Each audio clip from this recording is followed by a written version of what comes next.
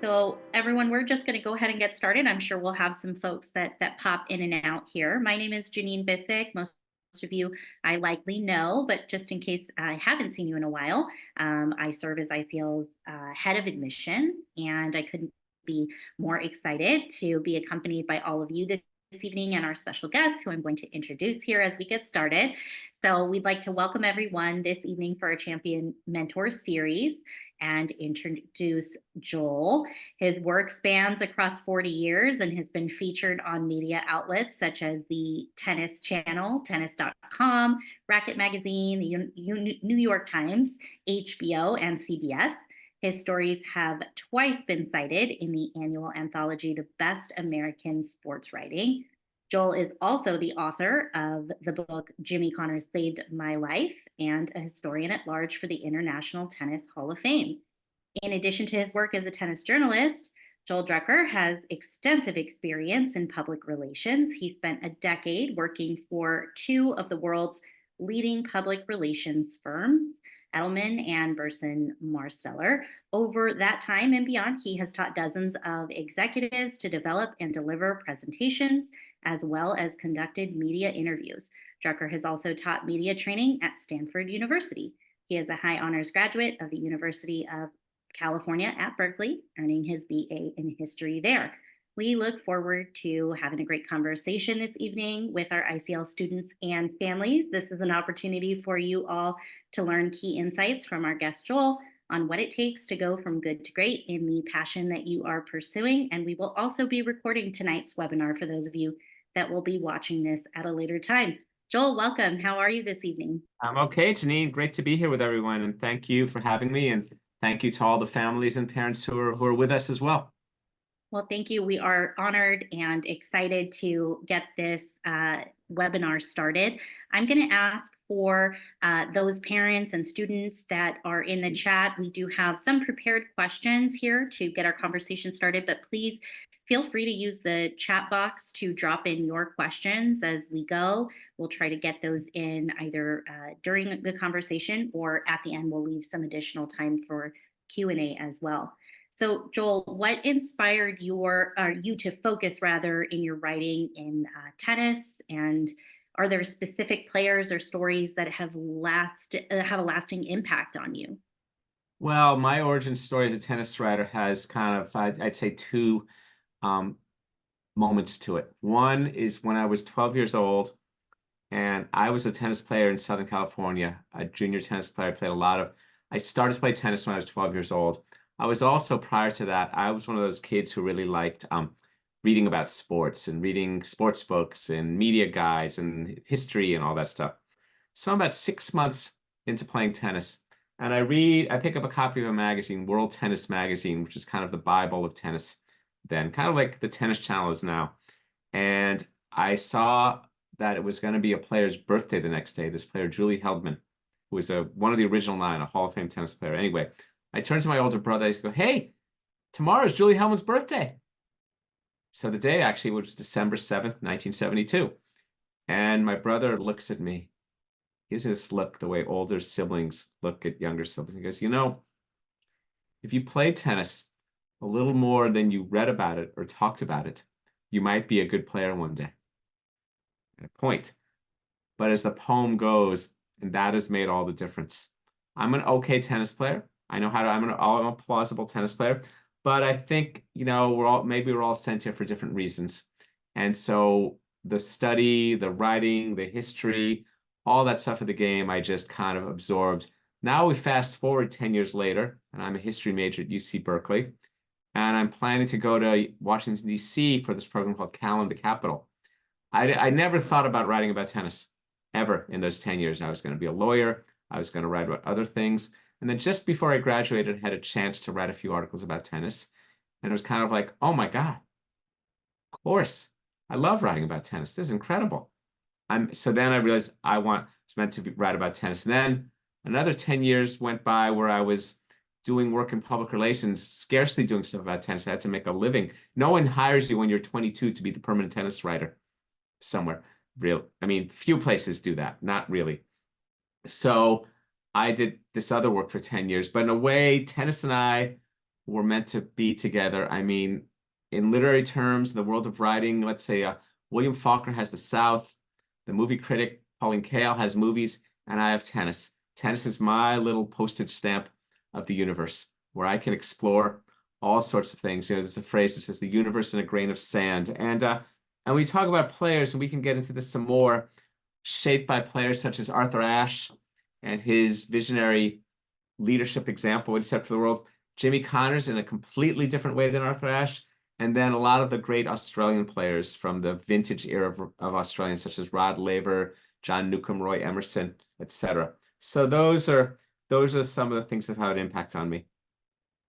I love that origin story. It's funny how in retrospect, all of those little pieces end up being so much larger in the grand scheme of things than they were even in that moment. That side comment made by your brother, how impactful that So has we hope. been. We hope. So as someone who, as in your writing, and delved into the lives of tennis legends that we're all familiar with, have you observed any common traits, characteristics among the tennis, among tennis's great leaders that you could share with our Absolutely. families? Yeah. Absolutely.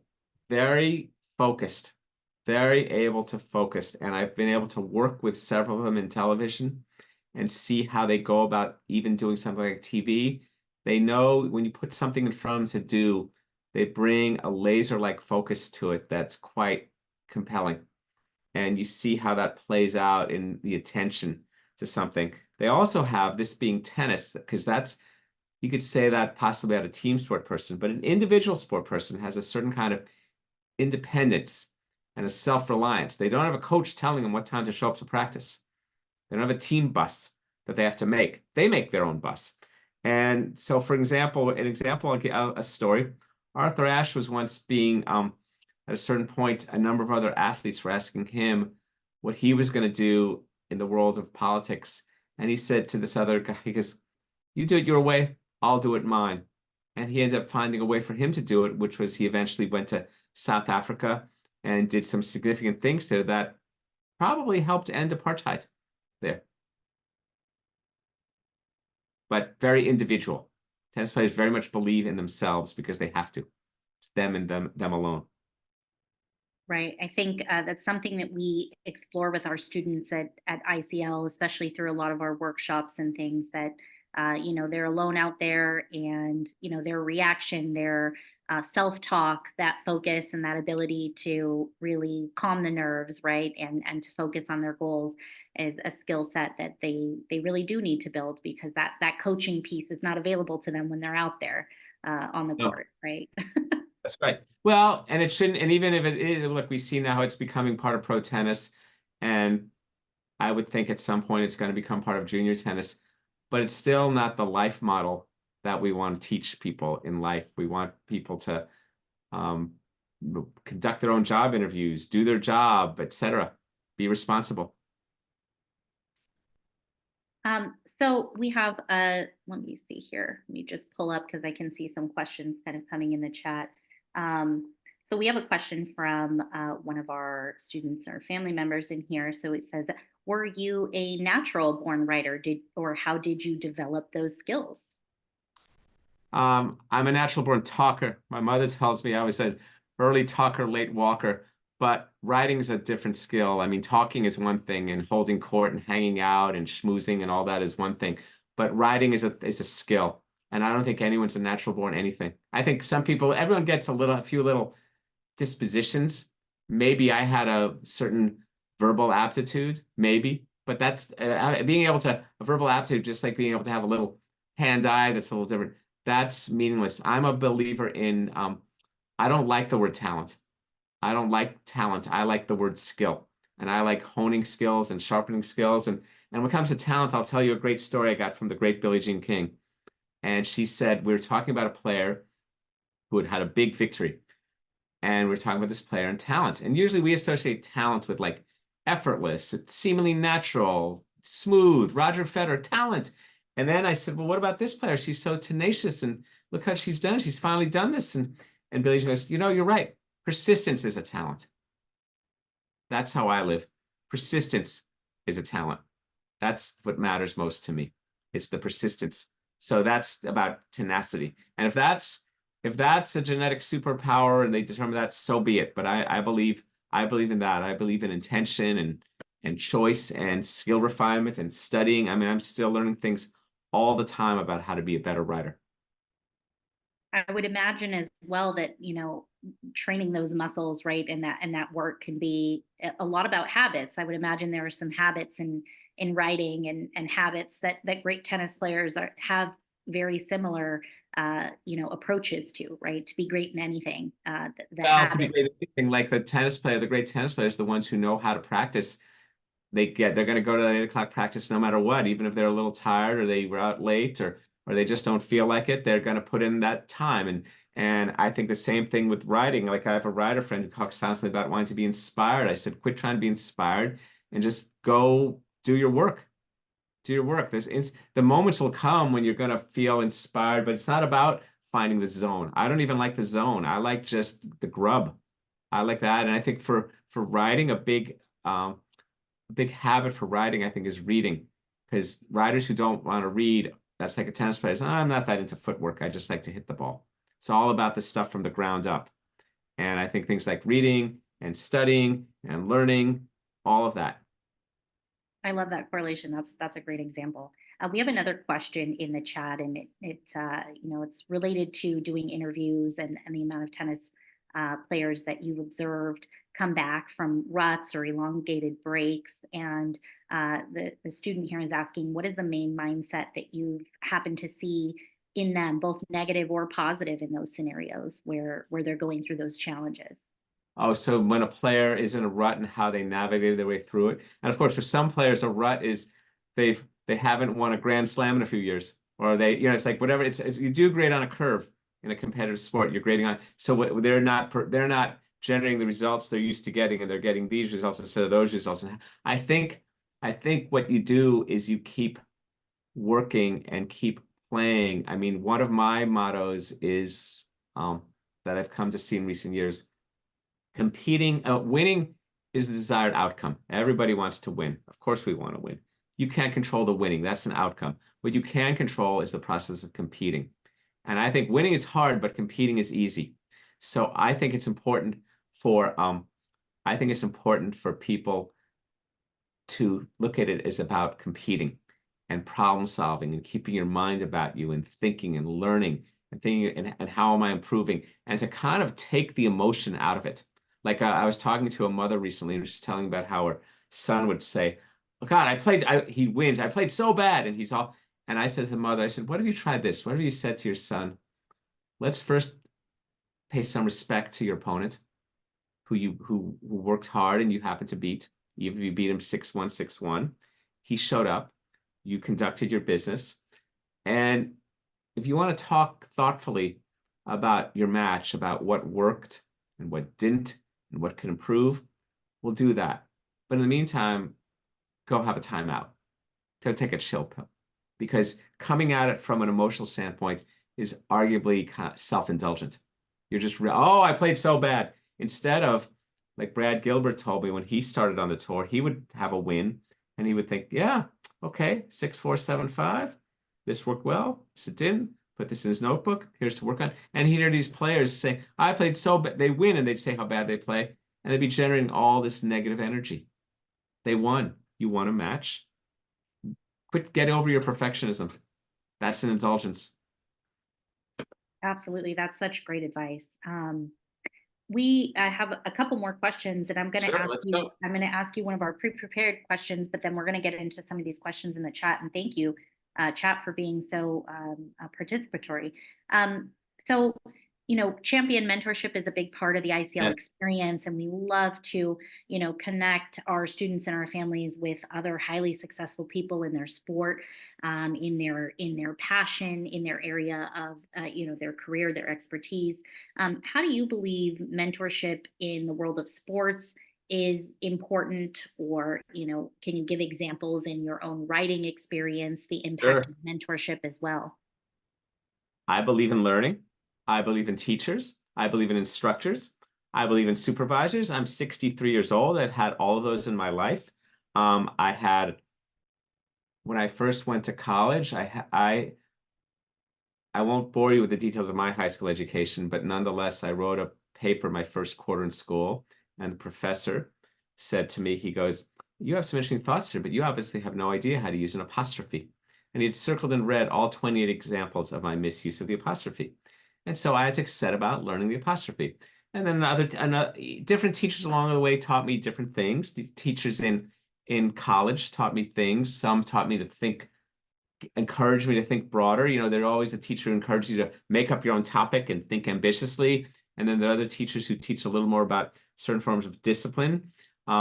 Later, when I started working in public relations, I had a supervisor who taught me a lot of things about the skills of how to be a public relations practitioner and how to write in that world and how to project management. Like, for example, in the first few weeks, I would have these projects, these little tasks I'd be working on.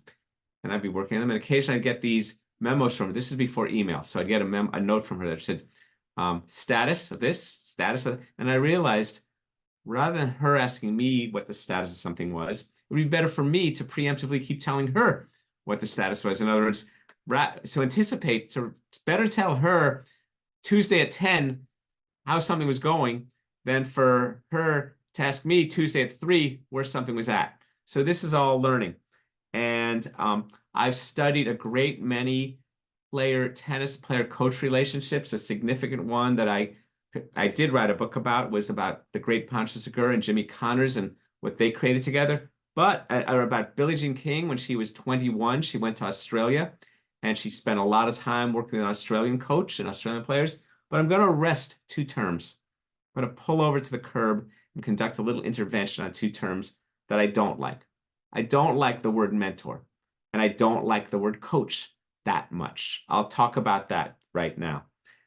To me, there's something that abdicates responsibility for yourself. My mentor, like someone else is taking care of me, is telling what to do. I don't, maybe also because, again, maybe because I'm a tennis player, maybe because I was my family, I was very independent. I don't want to have some person say my mentor. There's something that sounds like not taking responsibility for your own growth. And the coach, I talk to coaches. I go to some coaching conferences, and I wanted to ask the coach, "You're a coach, really? When was the last time you watched your student play a match? How do you call yourself a coach?" And then even people I know in other fields, "Oh, I have a creative coach for my writing." Don't give me a coach. Michael Jordan had a coach. You know, it's sort of this whole like, I wish to have such. I have instructors, take lessons instead of it's a desire to be subordinate to someone. And I don't, that's how I interpret it. I might be wrong, but that's how I don't like it. So I don't want to have, it's sort of like a surrendering of like, see, someone else is in charge of me, like my boss. I don't want to have a boss. I had a supervisor. Yes, I mentioned the woman who helped me a lot when I was in my 20s and learning how to conduct a meeting and all of that. But I was doing the work. It was up to me. And so I don't like it particularly when people surrendered their responsibility to things like the mentor, the coach. It's like, it's this whole, anyway, enough. Okay. Well, I think, and we talked about this earlier off camera, but, having that liberal arts experience, we often described it as instead of being the sage on the stage, there's a guide on the side. It's someone to work with you, Oh, but not for you or I like that. The sage on the stage instead of the guide on the side. I like that. Very good. That's right. The guide on the side. That's right. So own the responsibility instead of my coach or whatever. And again, and this is tennis. This is a sport of singular pursuit. Well, thank you so much for that. I want to give you some of these questions in the chat. They're very good. Sure. And I love that our students are asking about your writing routine. So do you have a regular writing routine, and who and what do you read regularly? I read things like the New York Times, the LA Times, the New Yorker, Harper's, Atlantic. I get a lot of magazines, but more to me are the various books I read. I read a lot of biographies. I read history. I read fiction. I read essay collections. I read for all sorts of different reasons, topics that interest me. I have a certain type of comfort reading of books. Like I know when I'm stressed, there's certain type of books that I read that are of topics that interest me, like pop culture from the 60s and 70s. You know, that's when I'm feeling stressed or I'm about to get an airplane or I'll read those books because they're kind of like eating marsh candy. And then there are other books that are a little harder. I mean, so, but with writing, I make a list every day, then often the night before, about things I want to do. When you're a freelance writer working on multiple projects, it's a little bit like running an airport. Got some stories in the hangar, some at the gate waiting to take off, some in the air that I'm managing, and some there come days. I think I have one in a couple of days, which due pretty soon. This thing is landing. We're gonna finish this thing today. And I have a good idea of what times of day to work on different ones. Like sometimes I'll say, I'm gonna start today, and this one is my first priority is landing this thing. I'm more of a morning person. So I get up fairly early and I like to sink into my work fairly early. I'm not one of these people who thinks, oh, I'm a writer, I'm going to write in the middle of the night. I don't like doing that. Like it's 5:30 Eastern tonight. The only thing that will have me writing this evening will be if something strikes me on one thing I'm working that I need to jot down, but I won't bore into it. Like this is more wind down time, reading, stuff like that. I like that. So understanding your own schedule. And that's something we try, to create a little bit of an opportunity for that actually with our classroom environment for our students is the ability to work kind of asynchronously when they have the capacity and the focus. Because traditional school models often don't allow for that kind of personalization. And we think it's something that is incredible. And we're very honored to be able to have that flexibility in our environment for our students as well. Um, okay, so then there's another question in here from the chat. Who was the most fascinating player you have ever interviewed and why? This will be surprising to a lot of people because you'll be surprised who I cite. While I've interviewed a great many players, the person who I had the most incredible interview with was a Hall of Famer named Gigi Fernandez, 17 Grand Slam titles. Once interviewed her in her office for 5 straight hours.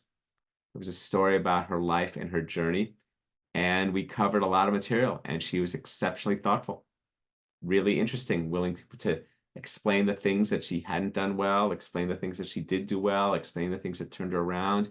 This was about 3 years after she retired, so she was reflecting on tennis at the time, and yeah, that was someone who's really fascinating. Other people I've interviewed, Billie Jean King is relentlessly fascinating because of the scope of what she did. And I've interviewed her many times, sometimes for 30 minutes and sometimes for 2 hours.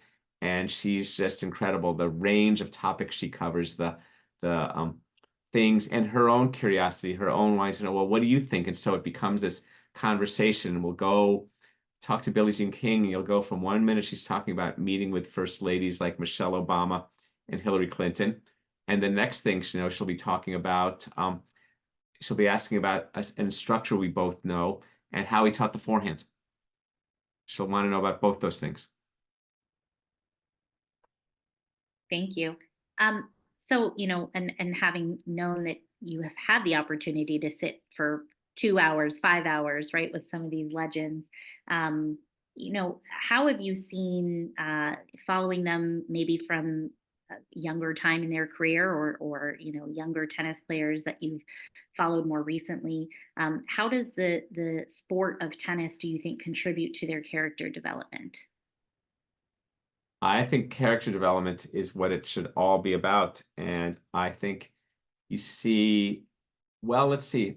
Because as you started the question, you were talking about players evolving. And it's like, I haven't been around it that long to connect with the players across all of their career, even though I've been writing about tennis 40 years. My involvement hasn't always been that it's not like I'm going to lie to you and say, I met Roger Federer when he was 17 and then I've seen him since. But when I think of the way the character is shaped, I think that look at this sport. You grow up playing a sport where you call your opponent's shots. There's character right in that. You can't. It's hard to imagine another sport like that. Like the batter call. Yep, strike. It was good. That was a strike. Yep, good pitch. You got me on that one. No, that's a ball. Out. I mean, that's a lot of character in that. I mean, for example, okay, two people come to mind who I remember when they were young, and I interviewed them recently, older, Bob and Mike Bryan, just outstanding people. Tremendous character when they were young, and then the game helped them do even more. just great people, thoughtful, kind, and some very simple things like looking people in the eye, shaking hands. I mean, this is the thing. This is the thing that I think juniors and their families need to emphasize more, that the whole game is about character. I'll tell you a story about character. I talked recently with a player.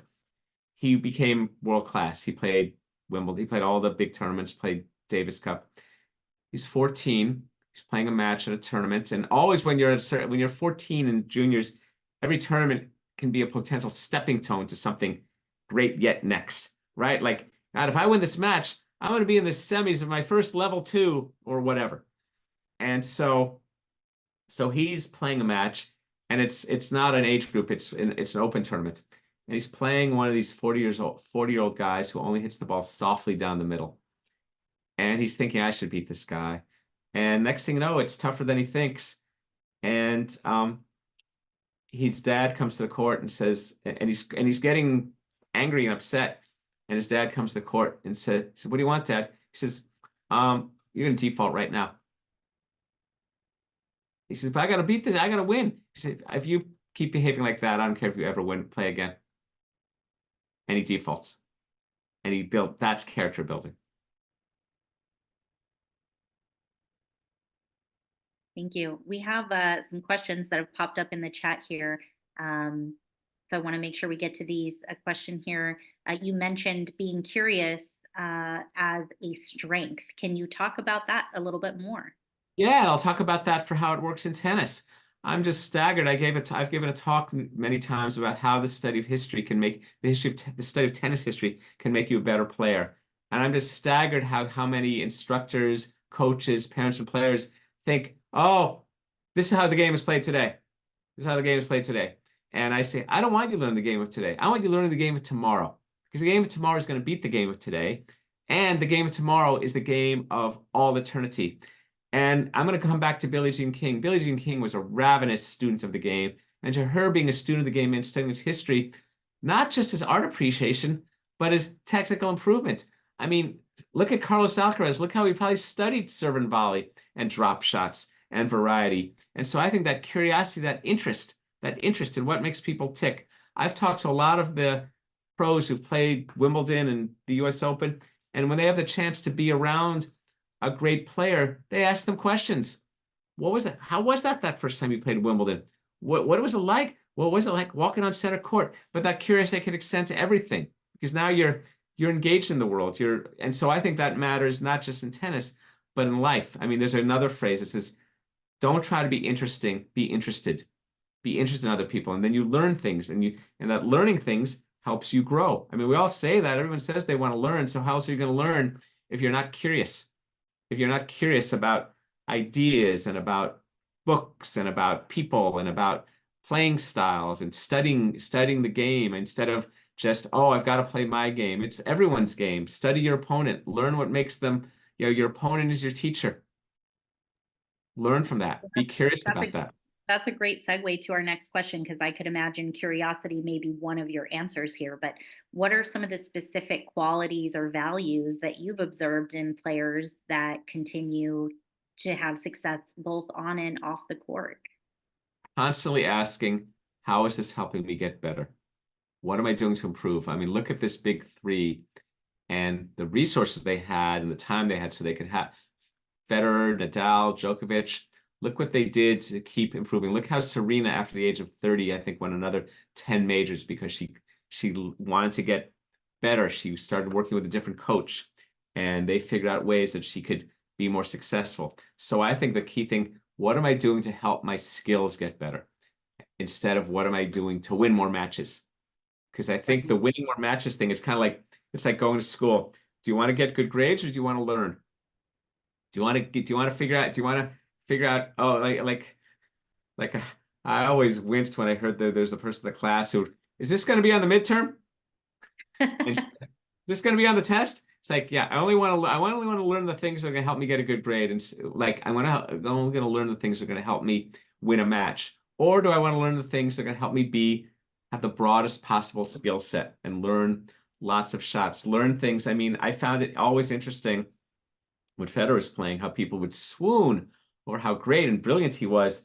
And then I would talk to parents about that They say, oh, Roger, can't even imagine playing as well as him. Well, I get it about being as skilled as him. However, I'm a 4-5 player and I can hit a slice backhand and a topspin backhand in the same rally. Of course I can. I can hit a drop shot approach. I can study the game and learn what that's about. So I think it's the kind of viewing tennis as a practice, as a study, as a discipline like art or music or literature or any other topic that you can go about the study of. I love that. Yeah, being a student, right? Being curious, asking Well, a yourself, student of the asking game, right? questions. Yeah, A yeah, student of the game is someone who wants to know things. That's right. That's why I'm so glad to hear these many questions. absolutely. And I think, that's a transferable skill set in other places, right? If you're a student of the game, you can be a student in your Right. academic environment. You can be a student in life. Everybody, I mean, right, everybody talks about the importance of learning, and it does in different ways. And that's why though I don't like the mentor thing implies, oh, somebody else is telling me what I should be learning. No, you should be learning it. You should be driving it.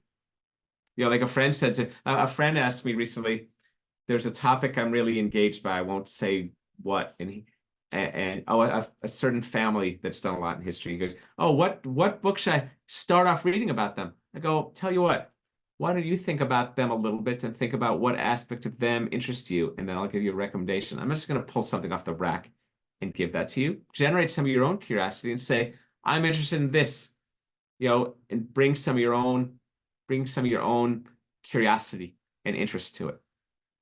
I love that. Um, there's another question here that I'd like to ask you next. So, we're going to ask you to share some stories and examples from your writing and your experience that highlight the significance of integrity, resilience, and sportsmanship in players' character. The Australians are unbelievable at this. The Australians turn tennis into a team sport because they have a very collective culture. They're very humble. They don't like people putting on airs about themselves. Roy Emerson won 28 Grand Slam titles, 12 singles, 16 doubles, more than any other man ever. And he likes to pay the highest form of respect to the game and his opponent. He even doesn't like it. He told me once, well, I'll tell you a story once. He was playing a young player known for kind of giving that perfunctory handshake. And after he lost. And so they played in a tournament and Roy beat him. And after the match was over, the guys tried to give Roy that handshake. And Roy grabbed the guy by the forearm, lifted him off the ground, and carried him to the umpire's stand. And made sure he shook hands with the umpire. They shook hands, and they shook hands, and they made eye contact. And it was like, we have just concluded our tennis business. Let's respect one another, looking each other in the eye, shaking hands, saying, well done, bad luck, no excuses, none of this, oh, I can't believe you beat me, not just, and having some character. And the Australians are the best at that. Roy Emerson, there's a great phrase the Australians say. They go, if you're hurt, don't play. But if you play, we're going to assume you're not hurt. And you're not going to talk about why you lost or what happened. Or I like it when someone say, this is an excuse, but it sounds exactly like an excuse. Not to make an excuse. Well, but you are. It's like when someone says, don't take this personally. Oh my God, I better take it personally. I'm on. So the Australians also have a phrase that to them, they don't like to speak poorly of people, but they will sometimes say, I've never played him when he was well, which is their way of saying every time this guy plays, you got to hear what's wrong with him. So to me, like when I play with people, even recreationally, and they walk on the court, you got to hear from them about their misery and their this, and then it's going to pervade while they're playing. I'll never talk about that when I play. When I walk on the court with you, we're doing our tennis thing. And I think the Australians are the greatest sportsmen in that way. Resilience, you want to talk about that too. That's the history of just about all these great champions, right? Because all the matches they have to win and fight through, and people, whether it's like, Roger Federer going several years without winning a major and rebuilding his game a little bit to play better starting in 2017. Rafael Nadal constantly coming back from injuries and fighting again. I mean, the whole sport is a case study in resilience. Anybody who's ever been down a set and a break has shown resilience. Absolutely. I think that that's a great thing to, remind students as, student athletes, that some of these things that are on their resume, they're building these skill sets and they're adding them to their tool belt every day in their sport. And then they can reach into that tool belt and use those skill sets when it comes to anything in life, whether when they get to college, when they are interviewing a job, that resiliency and that integrity are going to be important, and they've had access to build those skills before in a different environment. Absolutely. So what advice would you give to young players who aspire to not only excel in the sport but also develop strong character traits? That segues off our prior question. And to me, I think it's really about respect for the game, respect for the opponents. The writer George Orwell once said that if thought can corrupt language, language can corrupt thought. And this is going to be a little more aimed at parents even than kids. How we talk about the game, how we talk about our opponents, saying things like, "Oh, well, he's a pusher." I don't like that term. That's a negative term. Oh, no, pushers they're tough. No, they're the people who get the ball on the court more than you. They're little things, I guess that I'll use a term. They're microaggressions, little ways that that put distance between us and our opponents. Oh, he hits a ball with no pace. Really? The ball doesn't move at all? Oh, he hits the ball a little slower than I like. So a total respect for an opponent and the game. Never underestimating anyone. Never whining about who you have to play. Maybe not ducking people, playing people, and really having that respect. We talked about handshakes.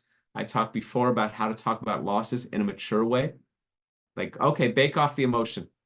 Find a way to let the emotion bake off. I know sometimes I talk about the 24-hour rule, where you don't talk about the match for 24 hours, but find a way to let that emotion, put that emotion aside, and then get back to some rational problem solving about skills and things you need to do. So I think, but again, what it comes down to though, is respect for the game and respect for your opponent and your practice partners. Absolutely. And I know, just seeing those in your own life, it's the sleeping on that email that was reaction, to your colleague one day in the office, and taking your time to assume good intent and The to boss, oh, for the email, this is years before email, but it's the same principle. I had a boss, the boss I worked with, another boss at this public relations firm said, good news in writing, bad news in person.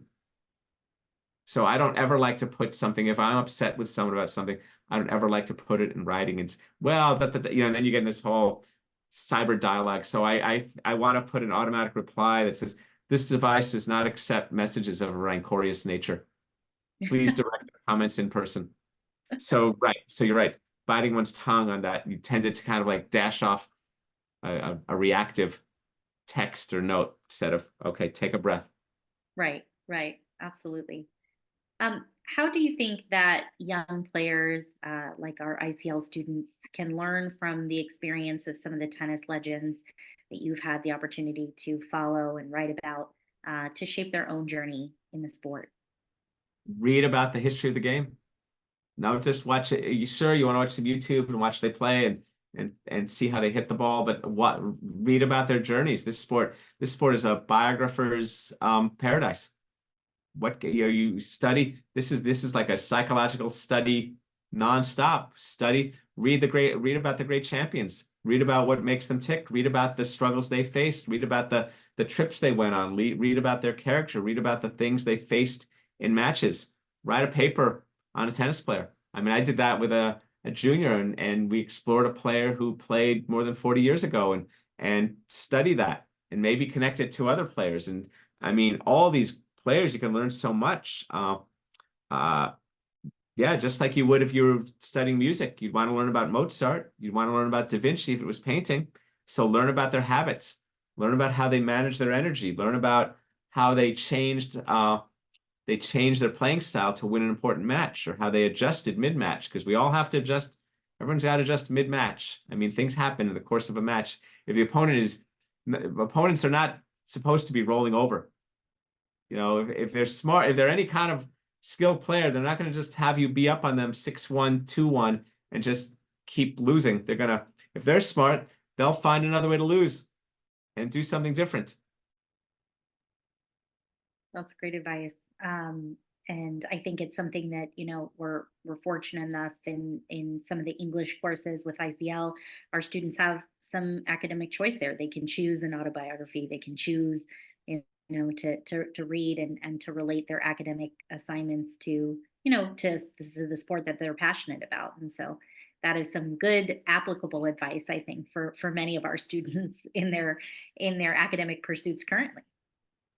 Um, Million books out there you can learn things from. yeah, are there any specific that you'd recommend? That's a great question. You'll Let have me, to think about it, no, maybe. I'm looking at my bookshelf right now. I'm seeing some books that are really interesting. The writer John McPhee who writes for the New Yorker, wrote a book many years ago called Levels of the Game. It was a twin portrait it was a match. He took a match between Arthur Ashe and a player named Clark Graebner playing the semifinals of the US Open. In the course of telling the story of the match, he also wove in a profile of each of them and what their respective backgrounds were, and how their personalities played out in their tennis games. So because our game is an extension of our personality. I read that book the first time in 1972 when I was 12 years old, and I wrote a paper about it for a 7th grade class. I just reread it last month for the 5th time. And I guess if I've read it 5 times, and it's not that long, it's about 150 pages. So I would say that's a good book to read.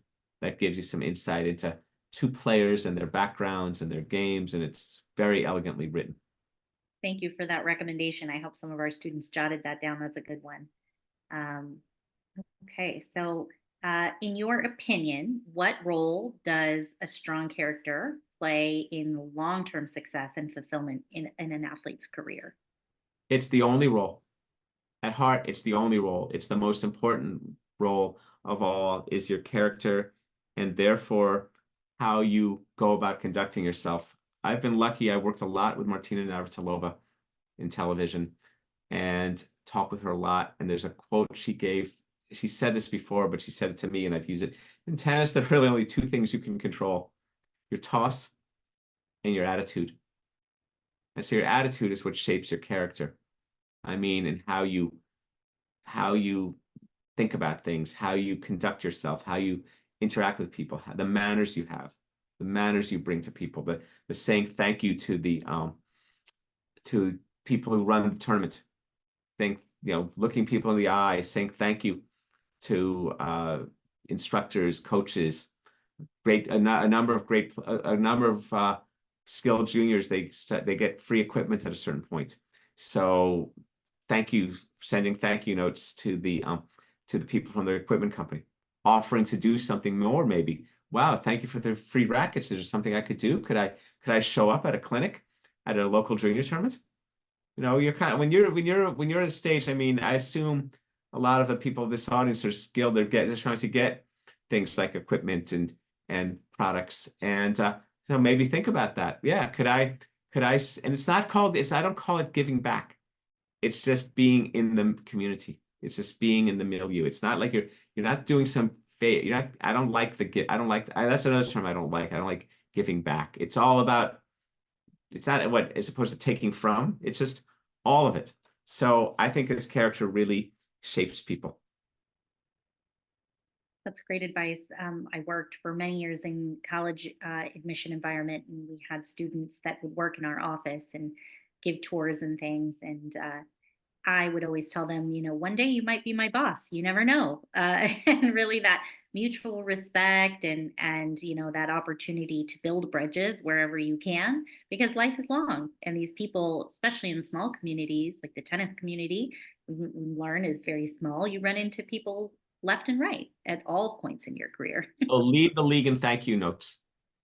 Lead the league. Whenever I come back from a tournament, or near the end of the tournament, I make a list of the people who I've interacted with and see if I can send a thank you note to for whatever it was, or nice to see you, because now you're building kind of a trail of breadcrumbs. And network sounds too business-like. Community might sound a little too family-like, but it's both of that, isn't it? And make Absolutely. friends. Absolutely.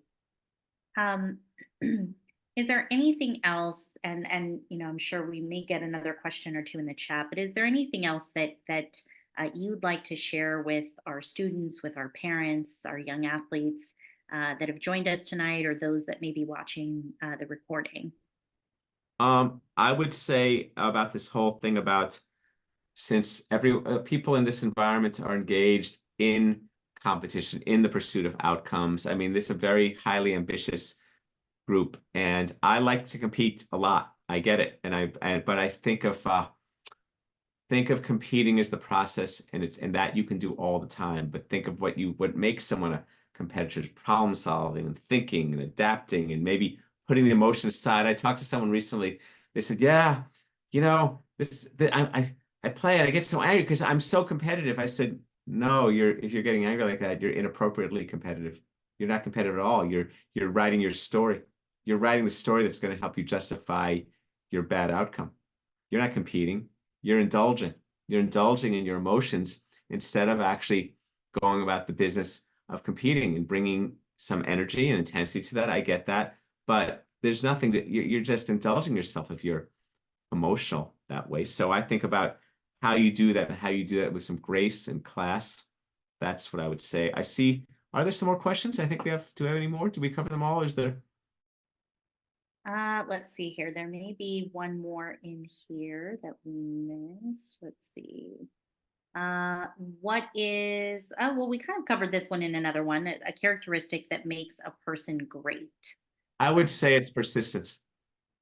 More than anything, it's persistence as the base. It's not talent. It's not even skill. It's just that tenacity. It's just the tenacity and I guess grit is another word. I don't like grit as much because it can get, I find that gets like, you get kind of hard. You can like get the nervous system out of control, but I think persistence, like the drip, drip, drip. That's why the players I most admire in tennis are the longevity ones. I mean, obviously people like Novak and Roger and Rafa and Serena had an epic career, and Venus is still playing, and people like Billie Jean King, who played Wimbledon more than 20 times, and Navratilova. I'm a little bit more of a tortoise than a hare. So I like that a little bit more. So I think persistence is the whole playing for the long game. Well, thank you so much. If there are any other questions, do please put them in the chat. We'll leave a minute or two. I just want to thank you all for being so engaged in the chat, asking all of these wonderful questions, and thank you all for joining us. Oh, there's some thanks in the chat for you to read as well. Thank you Oh, for I your see. Here's another wisdom. question. New Here's another. terms, quotes for me to remember. They were very thoughtful. Oh, you mentioned negative self-talk. Do you have any suggestions to overcome that? Great question. Talk positively. I think what you have to find is this is a friend of mine named Brent Abel, who's the #1 75 and over player in the United States. I think he is currently this year. He talks a lot about creating rituals in between points. So in a way, those we can practice, can't we? I wish I did that more. You know, like how do we create proper energy for ourselves in between points? And maybe we practice that as much as we can practice our serves and our forehands and volleys and stuff. So I think the way to overcome negative self-talk is to create positive self-talk prior. So we're not suddenly in a situation where it's like things, I think this preparation piece is very important, but how do we beforehand create the rituals that create positive self-talk? The business of the match. I said that this friend of mine I was playing doubles with, and he would always get emotional. And finally, we reached a point where he saw he just needed to focus, and he was about to serve for a match. I said, business, just business, just treat it rationally. So I think maybe to overcome negative self-talk is to in advance create positive self-talk, appropriate positive self-talk. I love that. I love that. We have been joined in the past by Dr. Jim Lair, who talked about, Great. just that exact, concept, really, that he recorded some of the best players and played it back for them and thought, The original, what he forgot was the he What was the coach? If you had this coach, would you keep him hired saying these mean things to you in the middle of a match, or, and No, giving I them know an Tim does great.